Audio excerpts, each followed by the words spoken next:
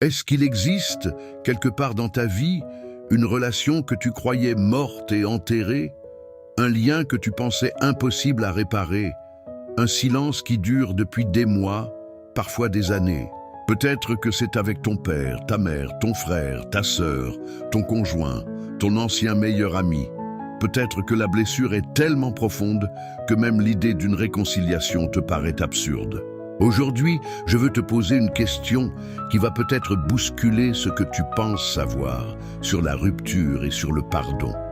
Et si ce que tu considères comme définitivement cassé n'était, aux yeux de Dieu, qu'une étape dans une histoire encore inachevée? Avant de plonger dans ce sujet qui touche tellement de personnes, je t'invite à t'abonner à la chaîne pour ne rien rater des prochaines vidéos. Parce qu'on va continuer à explorer ensemble des vérités qui peuvent transformer ton quotidien. Et surtout, j'aimerais savoir où tu en es toi, dans ta propre histoire. Alors, écris en commentaire le nom de la relation que tu aimerais voir restaurée, sans forcément donner de détails, juste pour que je puisse prier pour toi et pour que d'autres personnes qui vivent la même chose sachent qu'elles ne sont pas seules. Installe-toi confortablement parce qu'on va parler de rupture, de silence, de blessures anciennes, mais surtout, on va parler d'espérance. Avant de parler de restauration, il faut comprendre pourquoi une relation se casse. Ce n'est jamais un hasard. Derrière chaque rupture, il y a souvent une accumulation de petites choses. Des mots mal choisis, des attentes déçues, des silences interprétés de travers, des blessures d'enfance qui ressurgissent au mauvais moment. Parfois, c'est une trahison brutale, une infidélité, un mensonge découvert, une trahison familiale.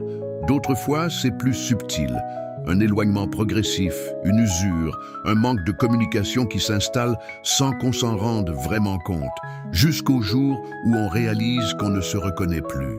La Bible ne cache jamais cette réalité. Elle est remplie d'histoires de familles déchirées, de frères qui se détestent, de couples qui se séparent, d'amitiés trahies. Dès les premiers chapitres, on voit Caïn tuer son frère Abel par jalousie. On voit Jacob fuir son frère Ésaü après lui avoir volé sa bénédiction. On voit les frères de Joseph le vendre comme esclave par envie. La rupture relationnelle n'est donc pas un phénomène moderne. Elle traverse toute l'histoire humaine. Mais ce qui est fascinant, c'est que la Bible ne s'arrête jamais sur le constat de la rupture. Elle va toujours plus loin. Elle raconte ce qui se passe après, quand Dieu s'invite dans l'histoire. Il y a une vérité fondamentale qu'il faut saisir avant d'aller plus loin. Dieu n'est pas seulement celui qui pardonne, il est celui qui restaure. Ce sont deux choses différentes.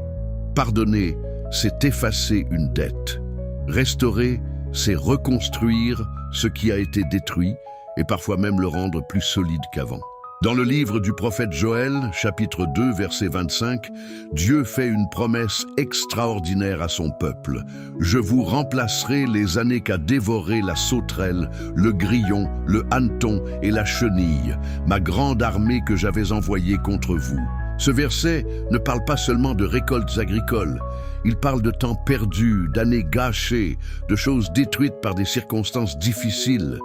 Et Dieu promet de rendre ce qui a été mangé, ce qui a été perdu.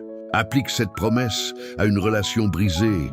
Combien d'années as-tu peut-être perdu dans le silence avec quelqu'un que tu aimes? Combien de moments précieux ont été dévorés par l'orgueil, la rancune, l'incompréhension? Dieu dit qu'il peut te rendre ces années-là, pas forcément de la même façon qu'avant, mais avec une intensité et une profondeur que tu n'aurais pas imaginées. Dans le livre du prophète Ésaïe, chapitre 61, versets 1 à 4, il est écrit que Dieu envoie quelqu'un pour guérir ceux qui ont le cœur brisé, pour consoler tous les affligés et pour rebâtir les ruines anciennes. Ce texte que Jésus lui-même a lu dans une synagogue en disant qu'il s'accomplissait ce jour-là, montre que la mission de Dieu sur cette terre inclut littéralement la reconstruction de ce qui est en ruine. Une relation cassée, c'est une ruine. Et Dieu se présente comme celui qui rebâtit les ruines. Je veux m'arrêter sur une histoire biblique qui illustre magnifiquement ce sujet. L'histoire de Joseph et de ses frères, dans le livre de la Genèse. Joseph était le fils préféré de son père Jacob. Ses frères, jaloux, le détestaient au point de vouloir le tuer. Finalement, ils le vendent comme esclave et font croire à leur père qu'il est mort, déchiré par une bête sauvage. Imagine la trahison. Ce ne sont pas des étrangers qui ont fait ça à Joseph, ce sont ses propres frères. Des années passent. Joseph traverse l'esclavage, la prison, l'injustice. Mais Dieu est avec lui et il finit par devenir le second homme le plus puissant d'Égypte. Un jour, ses frères, poussés par la famine, viennent en Égypte pour acheter du blé, sans savoir que l'homme puissant en face d'eux est le frère qu'ils ont trahi des années plus tôt. Le moment de la révélation, dans le livre de la Genèse, chapitre 45, verset 4, est bouleversant. Joseph leur dit « Approchez-vous de moi ». Et quand ils s'approchent, il leur révèle « Je suis Joseph, votre frère, que vous avez vendu pour être mené en Égypte. » Puis au lieu de se venger, il pleure, les embrasse et dit une phrase que je trouve profondément puissante dans le chapitre 50, verset 20. « Vous aviez médité de me faire du mal. Dieu l'a changé en bien pour accomplir ce qui arrive aujourd'hui, pour sauver la vie à un peuple nombreux. » Cette histoire nous apprend quelque chose d'essentiel. Ce que les autres ont voulu utiliser pour détruire une relation, Dieu peut le transformer en instrument de restauration. Joseph n'a pas nié la trahison, il ne l'a pas minimisée, mais il a choisi de voir au-delà avec les yeux de la foi. Et cette famille brisée, éclatée par la jalousie et la haine, s'est retrouvée réunie, plus soudée que jamais. Il existe une autre histoire biblique, moins connue mais tout aussi puissante, celle du prophète Osée. Dieu lui demande d'épouser une femme infidèle, du nom de Gomère. Cette union va devenir une image vivante, une prophétie en acte, de la relation entre Dieu et son peuple qui s'était détourné de lui. Gomère quitte Osée à plusieurs reprises pour d'autres hommes. Et pourtant, dans le livre d'Osée, chapitre 3, verset 1, Dieu dit à Osée « Va, aime encore une femme, aimée d'un autre et adultère. Aime-la comme l'Éternel aime les enfants d'Israël, qui se tournent vers d'autres dieux. » Osée va la racheter, littéralement payer pour la ramener chez lui, malgré toutes ses trahisons. Cette histoire est difficile, elle dérange, mais elle révèle quelque chose de profond sur le cœur de Dieu. Il est capable d'aimer au-delà de la trahison, de racheter ce qui semblait perdu, de restaurer une alliance brisée par l'infidélité. Si Dieu a pu inspirer une telle démarche à un homme envers une femme infidèle, il peut certainement t'inspirer, toi, dans ta propre relation blessée, une capacité de pardon et de restauration que tu ne pensais pas posséder. Il y a une parabole que Jésus a racontée, rapportée dans l'Évangile selon Luc, chapitre 15, à partir du verset 11, qui illustre parfaitement la disposition du cœur de Dieu face à une relation abîmée. Un père a deux fils. Le plus jeune réclame sa part d'héritage, quitte la maison, dilapide tout dans une vie de désordre, puis se retrouve ruiné, affamé, réduit à garder des porcs. Dans sa détresse, il décide de rentrer chez son père, non pas comme un fils, mais en espérant être accueilli comme un simple serviteur. Voici le passage le plus touchant, au verset 20. Comme il était encore loin, son père le vit et fut ému de compassion. Il courut se jeter à son cou et le baisa. Le père ne l'a pas laissé finir son discours de repentance préparé. Il a couru vers lui. Il l'a embrassé avant même qu'il n'ait pu s'excuser complètement. Il a organisé une fête pour célébrer son retour. Cette image du père qui court, qui guette au loin, qui n'a jamais cessé d'espérer le retour de son fils, c'est une image de Dieu lui-même. Il ne reste pas distant en attendant que tu répares tout par toi-même. Il vient à ta rencontre, il t'aide à porter le poids de la démarche. Il se réjouit du moindre pas que tu fais vers la réconciliation. Et souvent, dans une relation brisée, c'est exactement ce qu'il nous manque, le courage de faire le premier pas en croyant que l'autre ou que Dieu, à travers cette situation, viendra à notre rencontre. Il y a une prophétie dans le livre du prophète Ézéchiel, chapitre 36, verset 26, qui parle directement de ce que Dieu veut opérer dans le cœur humain pour permettre la réconciliation. Je vous donnerai un cœur nouveau et je mettrai en vous un esprit nouveau. J'ôterai de votre corps le cœur de pierre et je vous donnerai un cœur de chair. Beaucoup de relations restent brisées, non pas parce que la situation est irrécupérable, mais parce que les cœurs impliqués sont devenus durs comme la pierre. La rancune fige, l'orgueil endurcit.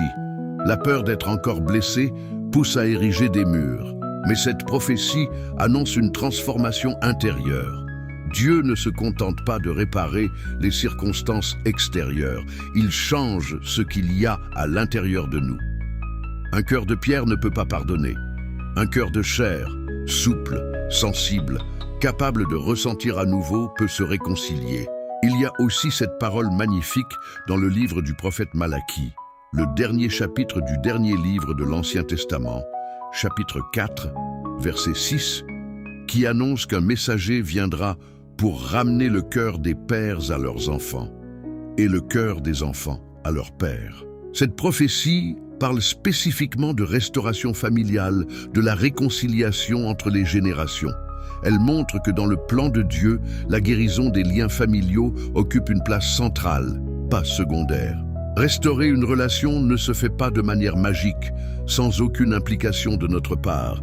Dieu agit dans le cœur, mais il nous invite aussi à poser des actes concrets. Le premier acte, c'est l'humilité. Dans l'épître de Jacques, chapitre 4, verset 6, il est écrit que Dieu résiste aux orgueilleux, mais il fait grâce aux humbles. Beaucoup de relations restent bloquées parce que chacun attend que l'autre fasse le premier pas. L'humilité, c'est accepter de faire ce pas, même si on estime que l'autre a plus de responsabilité dans la rupture. Le deuxième acte, c'est le pardon. Dans l'Évangile selon Matthieu, chapitre 18, verset 21, Pierre demande à Jésus combien de fois il doit pardonner à son frère en proposant 7 fois. Jésus lui répond, au verset 22, qu'il faut pardonner jusqu'à 70 fois 7 fois, une expression qui signifie un pardon sans limite comptable. Le pardon n'efface pas toujours la mémoire de la blessure, mais il libère du poison de la rancune qui empoisonne celui qui la porte plus encore que celui qui l'a provoquée. Le troisième acte, c'est la patience active. La restauration prend du temps. Joseph a attendu de nombreuses années avant de retrouver ses frères.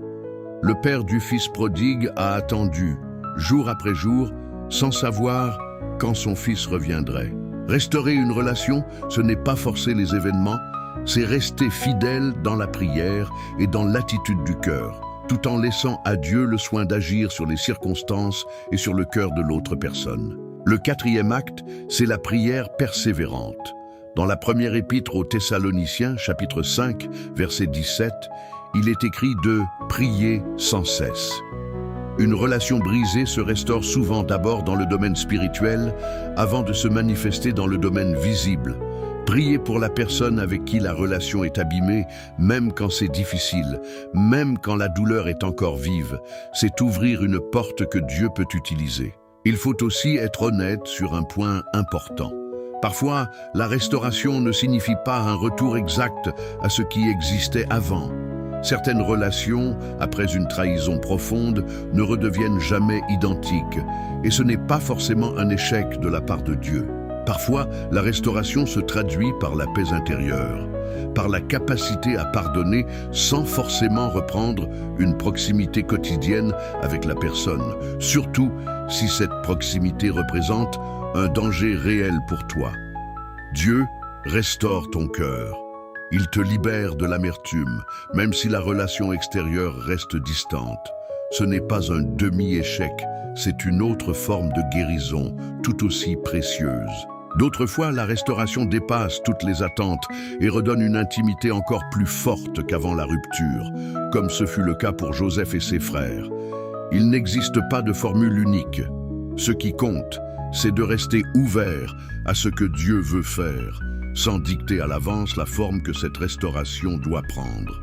Dans l'Épître aux Romains, chapitre 8, verset 28, il y a une promesse que beaucoup de croyants connaissent, mais qu'il faut réentendre dans ce contexte précis. Toutes choses concourent au bien de ceux qui aiment Dieu, de ceux qui sont appelés selon son dessein. Cette parole ne dit pas que tout ce qui arrive est bon en soi. La trahison n'est pas bonne, la rupture n'est pas bonne, la souffrance n'est pas bonne. Mais elle affirme que Dieu peut faire concourir même les pires circonstances vers un bien final, comme il l'a fait pour Joseph. Il y a aussi cette parole du prophète Jérémie, chapitre 29, verset 11. Souvent citée mais tellement pertinente ici. « Je connais les projets que j'ai formés sur vous, dit l'Éternel, projets de paix et non de malheur, afin de vous donner un avenir et de l'espérance. » Ce verset a été écrit à un peuple en exil, séparé de sa terre, vivant une forme de rupture collective immense. Et pourtant, Dieu leur parle d'avenir, d'espérance, de paix à venir.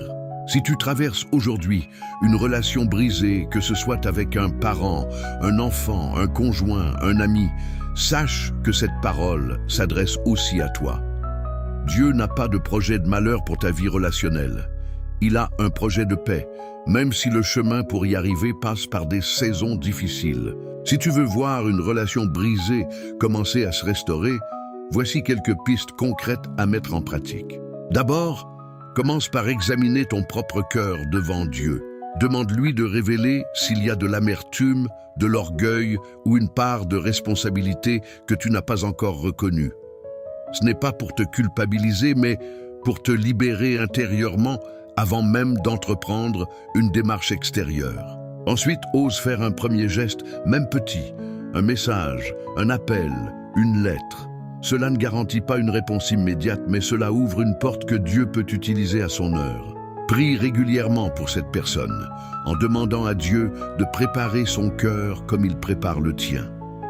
Refuse de nourrir des scénarios négatifs dans ton esprit et choisis plutôt de croire que Dieu travaille, même dans le silence. Enfin, entoure-toi de personnes qui peuvent t'encourager et prier avec toi dans cette démarche. Parce que la solitude dans l'épreuve rend tout plus lourd, alors que le soutien d'une communauté fortifie la persévérance. Aucune relation n'est trop cassée pour Dieu.